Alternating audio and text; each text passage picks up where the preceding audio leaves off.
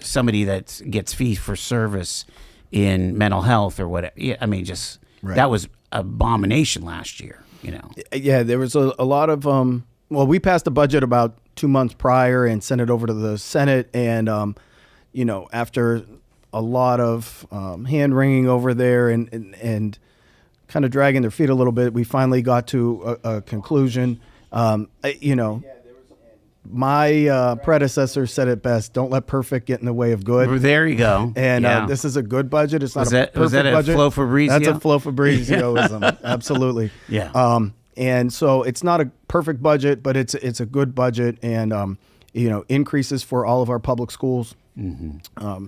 A big issue for a lot of the private schools was the EITC tax credit. We maintained level funding for EITC tax credit over $680 million. There was a lot of rancor. Again, you went to prep, right? I mean, yeah, there's a lot of scared folks in private schools over maybe cut funding at EITC. Right, and I don't think the intention was ever to cut funding. I think what we're looking at is a couple things.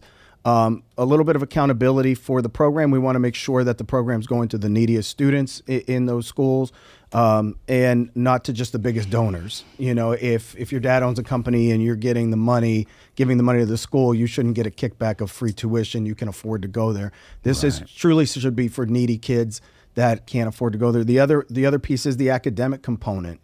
We want to make sure that the kids that are getting this tuition assistance via a tax credit are performing well, that they're making advancements in achievement. We don't want them to come back to public school and then be behind what they were when they came in.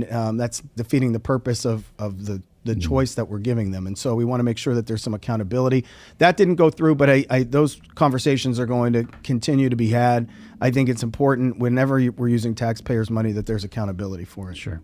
Again, you probably have strong connections still at the district, at the Erie district. Do you think, as you see it, in your position here from the 2nd District and as well as from Harrisburg, are issues with the Erie district behind us as far as funding, and now we're concentrating on outcomes, educational? They should be. Yeah. I'm not intimately familiar as I used to be with what's going on at the Erie School District. What I would like to see is I'd like to see all of the librarians restored. As of the last time that I knew, all the librarians that were cut under Jay Badams are still not back. The last I checked, there were 2 librarians for the entire school district and then library aides at the rest of the schools. Literacy is a huge problem right now, not just in Erie County, but across the country.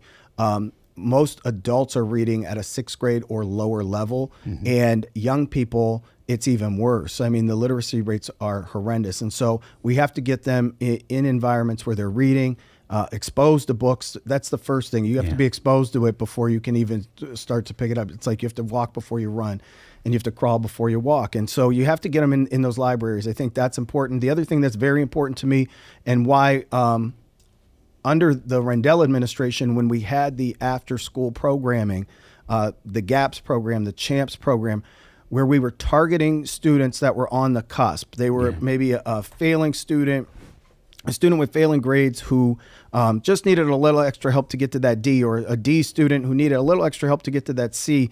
And we were able to target instruction after school for those students. And we were praised by the Pittsburgh Business Times as the overachieving school district. Wow. And that was one of the reasons that we were able to do that, because we targeted students who were on the cusp and we got them over to the next level. And that's what we need to do. This has to be intentional. And people say you don't want to throw money at a problem, and I agree. The money has to be used intentionally. And I mean, and this is the union guy in me coming out, but it's I've never seen any study where adding more administrators in central administration has raised student achievement. It's almost like a hospital. If you want better outcomes, you have to get bodies with the patients, or in this case, bodies with the students. And you have to get people in the classroom and make sure that we're investing in those kids, targeting to the needs of each individual student. I know we're way off of the subject of blight, but again, this is your passion. I know it's your passion of education. I remember having conversations 4 years ago, 5 years ago, now 6 years ago, that talked about we're going to need more wraparounds, more intentional, just bodies on the ground to get these kids through COVID. Now, here we are 6 years past, 4 years basically past the lockdowns. And I'm not sure that we have funded that whole thing of making sure there are individuals, teachers' aides, and so on to get that happening here. It's tough because I think society has changed. On top of everything else, in schools are just a microcosm of society. And so, I noticed in our office, people are a lot quicker to anger. They're a lot shorter to, get frustrated. And I see that, I hear that from a lot of people in the customer service industry, in retail, in restaurant, hotel business. And so the other thing is everyone was on their device for 2 years straight. Like school was on the device, work was on the device, everything was on a laptop, an iPad, or a phone. And you don't just make that up. It takes a while. What I'm starting to hear from people who are still in the classroom is that we're turning the corner. The kids are starting to get back into routines. They're still having trouble with looking someone in the eye. They're still having trouble, when they talk to them. They're still having difficulty. Again, they're not reading as much because they're on screens all the time. And a lot of that comes from pre-K. And I have a young daughter myself, who's 5 years old, and it's a battle. They want to be on their screens. I hate to force her to read, but we almost force her. Like, all right, we're going to read a story now, or it's like you have to be the parent. And I think that's the other thing too, that a lot of times we don't talk about in education. The home is the first educator. Yeah, that's where it starts. And that's where it goes, even through high school. You have to have discipline with your kids, and no is not a bad word. You have to have structure, and so a lot of times people blame the school district when a lot of times you have home issues that are affecting what's being brought to school, and it's very hard to learn when you're hungry. It's hard to learn when your parents are going through a divorce. It's hard to learn when there's physical violence, domestic violence, gunshots in your neighborhood. And so they're bringing all of that to school with them. And so I think, that being said, it's even more important to be intentional about when they are there, they're safe, they're fed, and they're ready to learn. And I think if we can make an environment where that this is the place where you leave all that at the door and you can really focus on improving as a student, academically, socially, and I think that's really what we need to do. And I think for the most part, we have good schools in Erie County. I don't buy this, the public schools are bad. No, people are moving to Fairview and Harbor Creek for a reason. They like the public schools, and so I think there's a misconception sometimes that it's the district itself. The district are just the people who live there. Sure. And then there's local school boards who make those decisions. So I hope the school board's investing those things. I haven't been intimately involved, right, but we are giving them the resources they need to get the job done. Yeah, again, they got another increase this year, and certainly we're making the investment in the kids. And really our long-term economic trajectory depends on having these kids get well educated and then get exposed to the possibilities of what they could have for a career. You had the possibility of being a teacher. We're going to need more teachers, as we go. We're going to need welders. We're going to need HVAC technicians. And of course, AI folks, whether that means electricians or carpenter. I just read a story in the New York Times there today, is that the AI companies are scooping up electricians and carpenters because it just takes so much to build out these data centers, Yeah, there's the AI is going to be a major disruptor, and I think the biggest indicator of success is going to be the ability to adapt and learn new things. And so much like we did, 50, 60 years ago when we had liberal arts education at the college level, learning the breadth of knowledge about a bunch of things and the ability to think, reason, and learn. Those are going to be the skills that are going to help you to transition, because you're going to have to be nimble and you're going to have to be flexible moving forward. And I think that's really, that's going to be a key. And so we want to make sure that we're not just,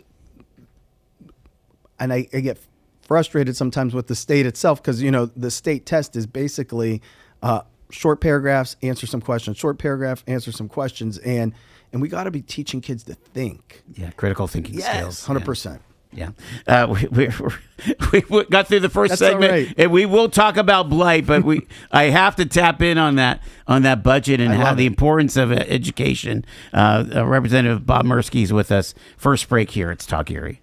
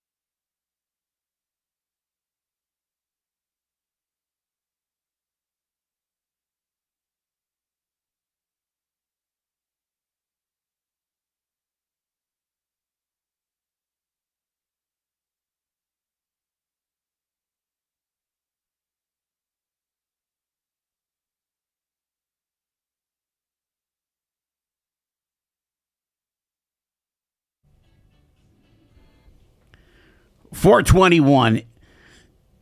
It's the Joel Natale Show on Talk Erie, and we've got a phone call here.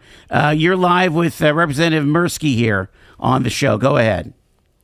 I had no idea Mr. Merski was part of such a distinguished broadcast. That's amazing. I'm sorry, Joel. I didn't know. Well, Bob, it's great to catch you. I didn't mean to invade your time on the air. I wish I had something I could contribute to the conversation today. Oh, it's all good. It's all good. All right. It's Bill Page. Oh, hey, Bill. Hey, Bill. I was wondering. I'm like, who is this? No, I just happened to run by your studio. I'm like, I'll call you, and I didn't know you had an in-studio guest. Yeah. I apologize for taking up your time. I didn't realize. Well, we're busy. we'll give you a pitch here. Everybody listen on mornings on WERG to DJ Bill Page. you're a He great always guy. does a great guy. You guys are both invited to join me at Sonic Drive-In tonight for their car show Wednesdays, 5 to 8 o'clock. If you know anybody who has a classic car, come join us. But Mr. Merski, please continue doing such a great job. You're a good guy. A lot of people love you, and keep up the good work. Thank you, sir. The check's in the mail. Okay. Thanks. Okay. Thank you, Bill. Take care. Bye-bye. Right. All right. There you go. You never know who's going to call the show. All right. We've got to get to this blight. Yes. It is HB 858. I just want to get things started here. And first off, let's talk about the origin of this legislation, because every legislation you would think has to have like an observed problem. This is something I'm seeing here. What was your observed problem? Well, there were a couple things. When I was on city council, we had a big blight issue, and this was right around the time we were doing the comprehensive plan with Charles Buki. So mid 2010s. Yeah, this was like, the early 2010s, between 2010 2015. But blight was always an issue. That was the biggest. I mean, when I was on city council, it was probably the biggest complaint-driven constituent complaint was the blight. Either college, kids, throwing stuff out, inner city where it was, landlord tenant things where the landlords weren't taking care of the property, or the tenants were trashing the property, and the people who lived next door would call and complain. And then when I got to the House, they put me on urban affairs. And one of the hearings that we did, we went, Chairman, I believe it was Chairman Sterla at the time, we went to everybody's district. And we did a policy tour through everybody's district.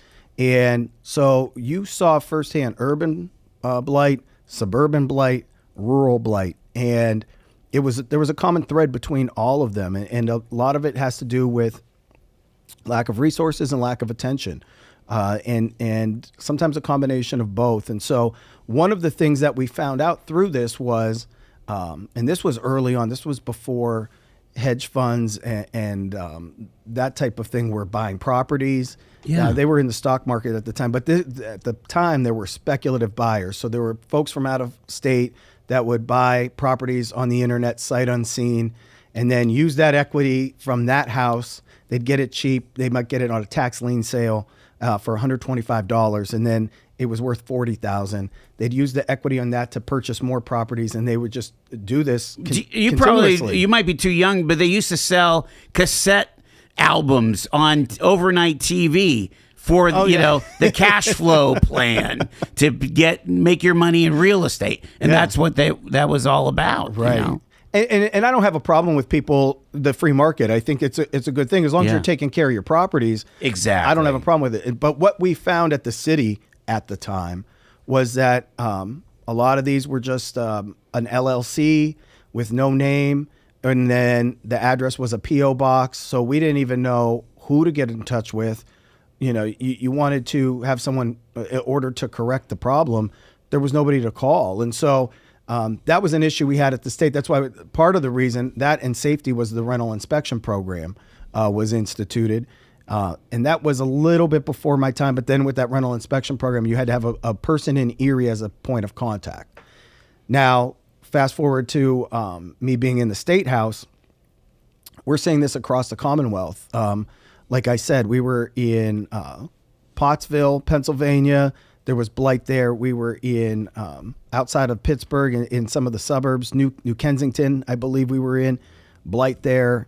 And then, of course, in our backyard, there's blight. And so when we're looking at common themes, and one of the themes that we found was that throughout Pennsylvania, there was a lot of these LLCs that were not that didn't have a real person attached to it. And so that's where this legislation came about. And Jared Solomon and I were working on this, and we put in two pieces of companion legislation.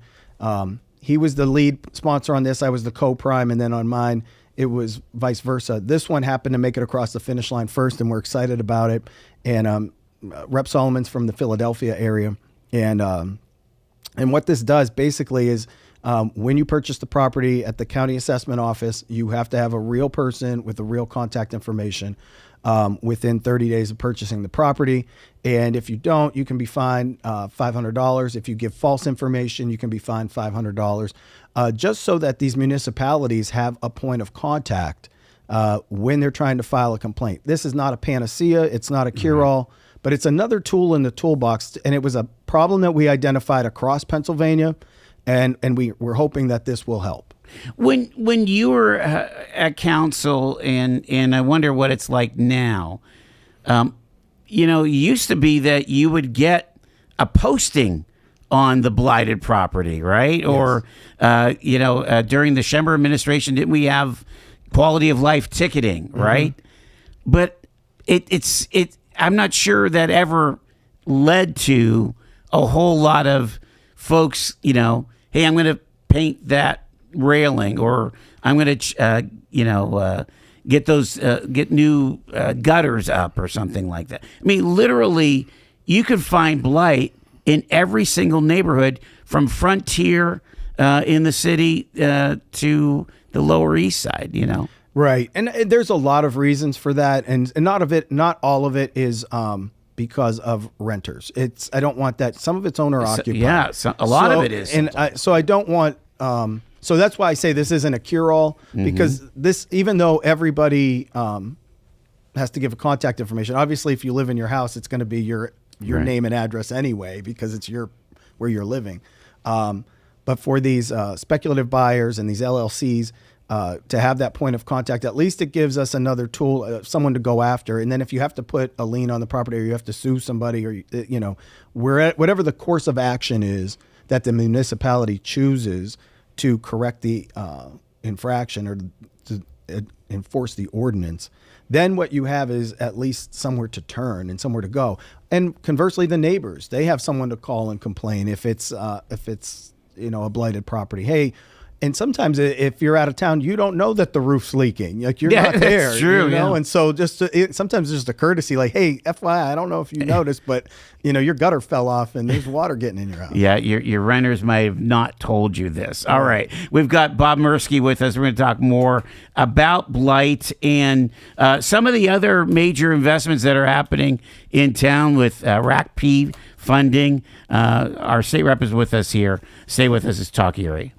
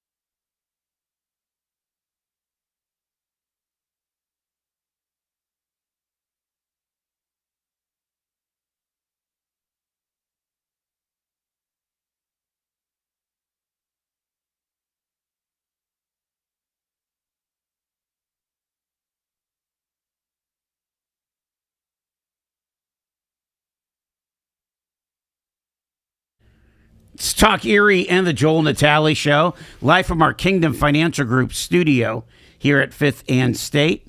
Glad to have with me from the 2nd District of the General Assembly, State Representative Bob Merski, representing the 5th Ward in the city and contiguous municipalities to the east there. Which ones are they, Bob? So I have Wesleyville Borough and then the townships of Harbor Creek, Green, and Summit.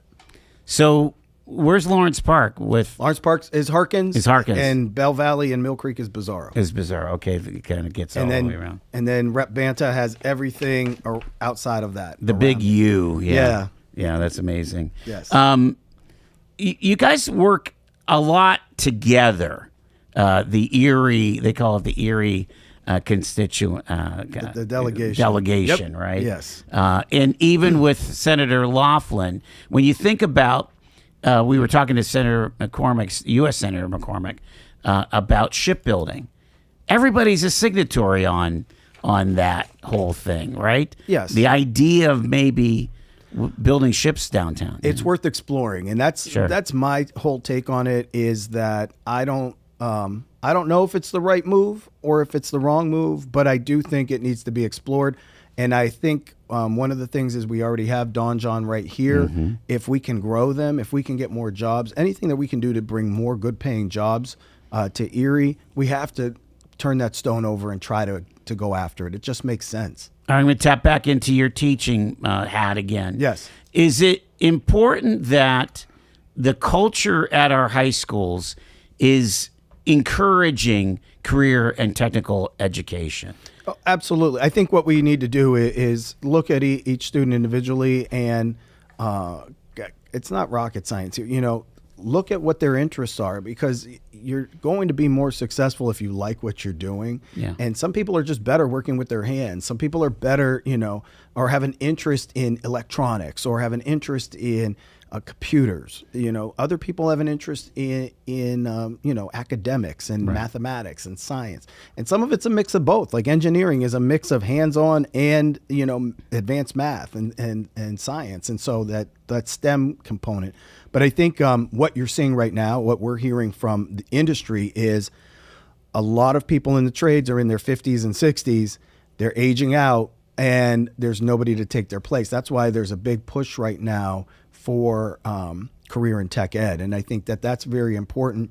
And what we're hearing are the big three things are show up on time, be drug free, and be willing to put in a full day's work. If you can do those three things, I mean, the bar is pretty low, isn't it? Yeah, right. I mean, it's, but I think that's one of the things that those soft skills are what's missing right now from today's youth. Showing up on time and, with the proliferation of marijuana and vaping and there's actually teenage drinking is going down, but teenage marijuana use is going up. And so we're seeing these trends as it's become more socially acceptable. Not so much in Pennsylvania, but right across the border in New York State. Now Ohio's going to do it. And so it's legalize it. And so it's, but you can't operate heavy machinery when you're high, just like you can't when you're drunk. And so we have to teach kids this is, if you want to do this, you can't, do this, this is an impairment that prevents you from getting where you want to go in life. But there's a strong push at the state to legalize recreational, isn't there? Or is that kind of dead in the water? I don't think it's dead in the water. I think there's a strong faction. Definitely, there's a couple reasons for that. Number one, I think we over-incarcerated a little bit when it came to drug use instead of treating people. Mm-hmm. And the second thing is we're leaving, now that everyone around us, New Jersey, New York, the two biggest states surrounding us, and now Ohio, we're leaving money on the table. And what I'm seeing, I'm not naming names, but there's an 80-year-old man in our district who has a medical marijuana card, and he drives up to New York State because it's cheaper, buys it there, and then drives home. And we tell him, you shouldn't cross state lines with that. You're going to get in trouble. And he's like, I'm 80 years old. What are you going to do? Right. And so, but that's, I think the society has changed so much on their views of marijuana. I personally, I have a hard time with it for this reason. I was campaigning, and I was knocking on a door, and guy opens the door, younger gentleman, big puff of smoke hits me, and I'm like, whoa, somebody's smoking up in here.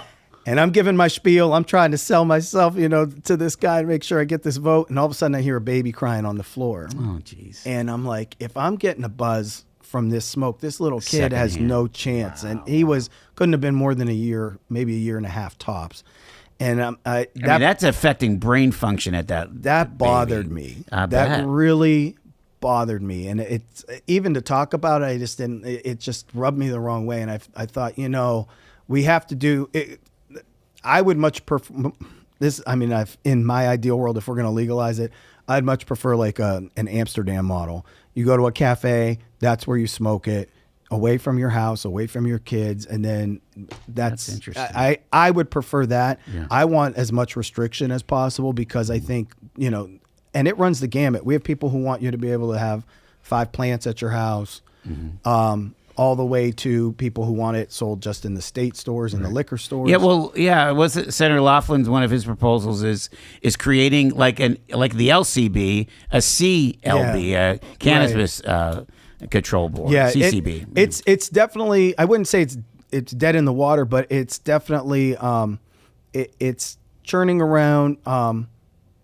It's not ready to bake yet, but it's definitely the ingredients are all there. We're kind of talking on both sides of our mouths though, because like we let all that crazy stuff go into our convenience stores like Kratom and THC laced vapes, all that gray area, mm-hmm. Just. It's like, see no evil, do no evil. Right. And you might as well go with gambling. And we highly regulate the casinos, where there's been millions invested, and we're not regulating the skill games. It's an interesting era that we're in. And that's frustrating, too, for me. I'm on the Gaming Oversight Committee, and I explained this to one of the skill games manufacturers, and I said, we have people who have sign themselves out of the casinos intentionally. They're not allowed to go because they have a gambling addiction. And I said, and now they go to the grocery store or the corner store, the convenience store, and they're tempted. And I said, if I'm an alcoholic and my drink of choice is whiskey, but someone has beer everywhere, and I'm going to drink it because I'm an alcoholic. Mm-hmm. And I said, it's the same thing with games of skill versus the regular slot machines. It's still the temptation. It's still gambling. It releases the same endorphins as gambling, and you're exchanging money like gambling, and so and I think that's what the Supreme Court said is that it's illegal gambling, and if we want it, we have to regulate it. Now I don't know what's going to happen with that. We're going to come back in the fall and probably try to tackle it. From what I'm hearing, the Senate, it's going to originate in the Senate, so we're waiting to see what's going on over there.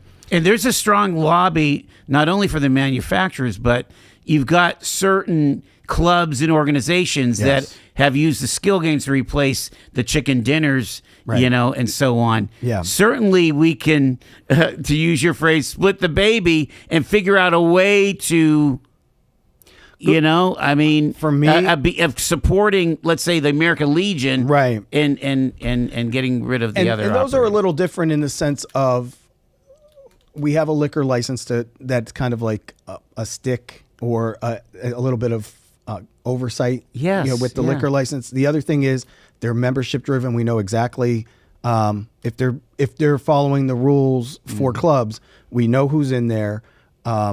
In general, most clubs you have to be 18 and older to join. And then the other thing with those is a lot of that money has to go towards charities locally, and so I'm a little more accepting of that than I am like Tops. And I'm not knocking Tops Market, but they're at Tops. Like, it's wild. And so, I'm going to get milk and bread, and it's like there's 3 people there, Wow. I said, what's next? Slots for tots. We're going to put them in the daycare centers. I mean, this is crazy. Yeah. So. I want to jump back to blight for a little bit because I feel like We have this history. You're talking about the Buki plan. He was able to identify every single residential unit in Erie and gave it a 1 to 4 rating, whether it was severely debilitated to stable or even good, right? Right. He was able to have that kind of data. Mm-hmm. I feel like we need to have, whether we use the GIS, the geography information, to really hone in on the problem areas and be absolutely intentional about fighting blight, not only in the city, but in the suburbs and in the rural areas. That's exactly what the plan called for. And unfortunately, there wasn't the political will to do it. He said, concentrate on these areas. He goes, you don't just spread it out over the whole city. He goes, you take it block by block. And he gave us a map. He said, here's where I want you. He goes, don't start in the worst areas first. He goes, start where there's like 1 or 2 homes that are blighted and the rest of the block is good, because when you take those 2 homes, then that whole neighborhood changes. Mm-hmm. And then work your way in. He said, start from the out and work your way in. And for whatever reason, that didn't happen. And, I'm not judging anybody, but it just didn't happen. Right. We didn't follow the plan. And it seems like it's really difficult to eliminate blight. I mean, we have things like the land bank, we have the city redevelopment authority, but it's very expensive, and we don't have that kind of money, and it's quite interesting. There's a couple factors. And the other thing too is,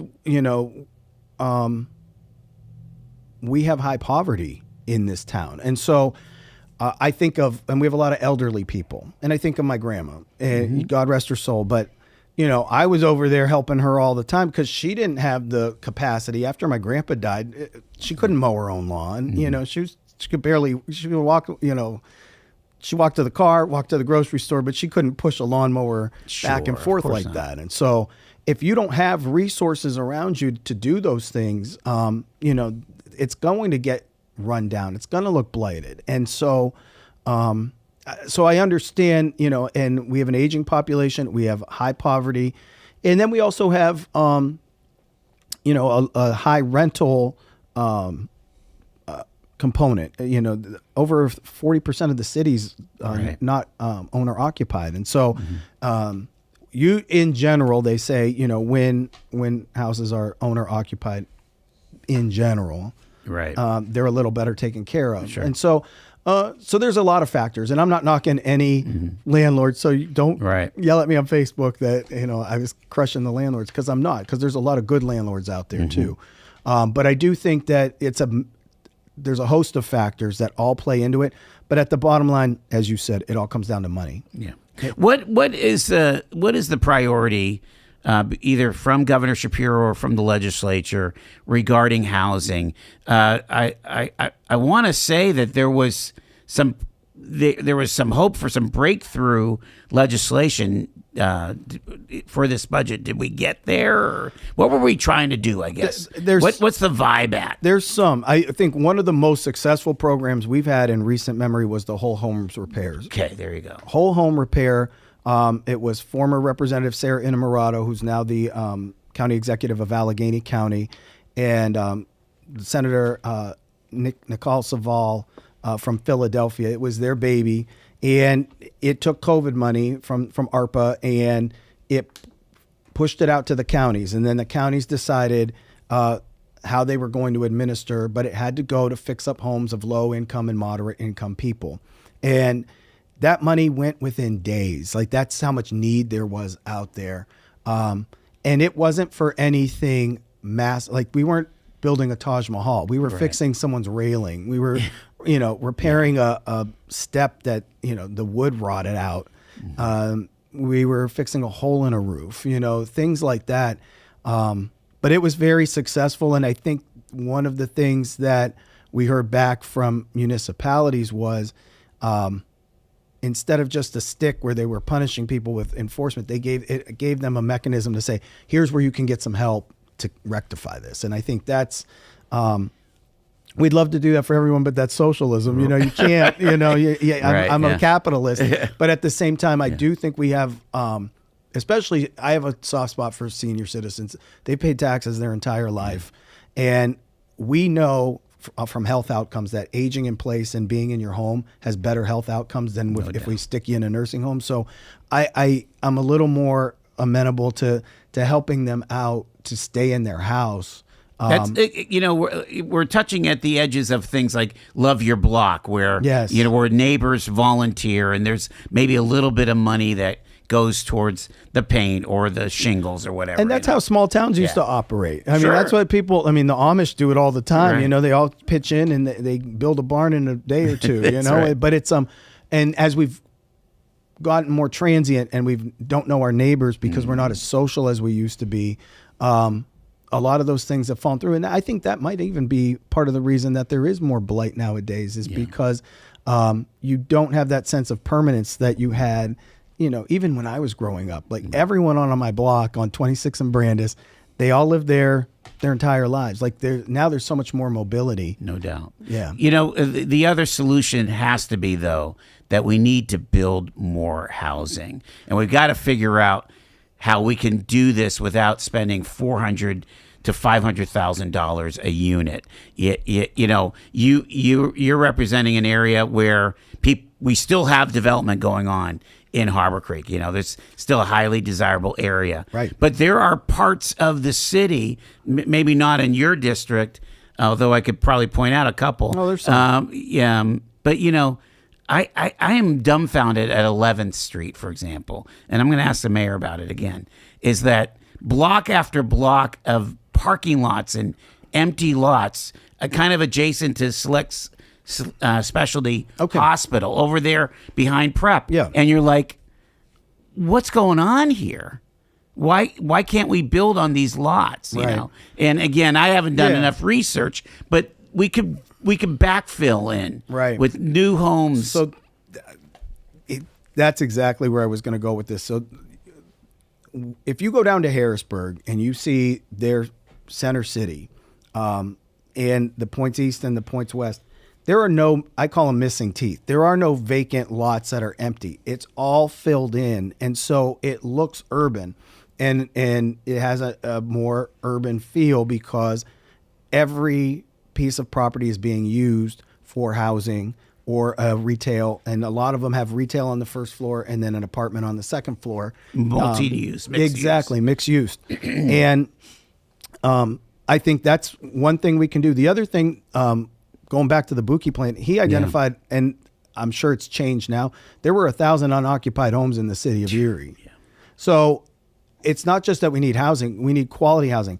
And there's some people with ideas right now too, and I think ECAT's one of them down the old Wayne School, of trying to train people in basic carpentry skills so that they can start, purchasing these homes, fixing them up themselves, or getting even more skills, getting those basic skills so that they can then apply for a building trade, one of the trades and carpentry, and learn some more skills and get more advanced. But I think there's a lot of homes down there with good bones that are unoccupied that we can fix up for a lot cheaper than building new. Some you can't. Like the wood's rotting, it's better to tear it down and just build new. Yeah. And I think the other thing too is, we have to look at making our buildings a little more dense, especially in the inner city. Everybody doesn't need a 2,500 or 2,500 square foot house, and they don't need a 900 or 1,000 foot backyard. It's like that's it. You can. Cities are supposed to be dense in the middle, and then as you get farther out, then you get less dense. You think about the garden court on the west side. And yes, you're like, I would love to live there, and it's desirable. Yes, people exactly. still want to live there. 100%, exactly, 100%. Last question for Representative Merski here: $12 million announced in RAC P. Yes. Some of these have already been announced, but it's really cool. We've got the Bayfront Market House, $9.5 million, $2 million for Mercyhurst University Athletic Complex, $500,000 for continued renovations of the Mercantile Building. I think that must be federal resources, right? Isn't that going in there? So federal resources is expanding. They're going to have about 50 new jobs, I believe, That's up there. awesome. Yeah. So that was, and then Mercyhurst University, one of the things that they discovered since going D1 is that because the universities that they compete against are farther away. They're coming earlier. They're staying an extra day. So the economic development impact of giving them the money to enhance their athletic facility, and this is basically just putting a roof on the existing facility. Yeah. But we're already seeing from the hotel side of things that they're getting longer stays. They're getting, because these people are coming in from Chicago, from Connecticut, these teams. And those are blocks of rooms that in the wintertime, when historically in Erie, it's not as packed. And so it's buoying that hotel industry through athletics. And I never even thought of that until, they put in the application. And there's a real economic driver there with athletics. And then the last one with the Market House. Yeah. The Market House, what people don't understand is that's going to be the anchor for the pedestrian bridge that's going to go across the Bayfront Connector. And so we have to build that in order to get that pedestrian bridge across. And then that's the landing spot where people are then going to be able to connect the community to the market, so that it's not just people driving on the Bayfront or people who are in the hotels that have nothing to do down there right now. They'll have somewhere to go. It's also going to be for the Gannon students, for the people who live in the West Bayfront neighborhood, to come down and shop and use that and have access to the Bayfront. So I think that's, when you look at the bigger plan, that's the next phase, but that's a good use of resources. Got to leave it there. Representative Bob Merski, appreciate you taking the time, sir. Thank you. I enjoyed this. All righty. Back after this, it's Talk Erie.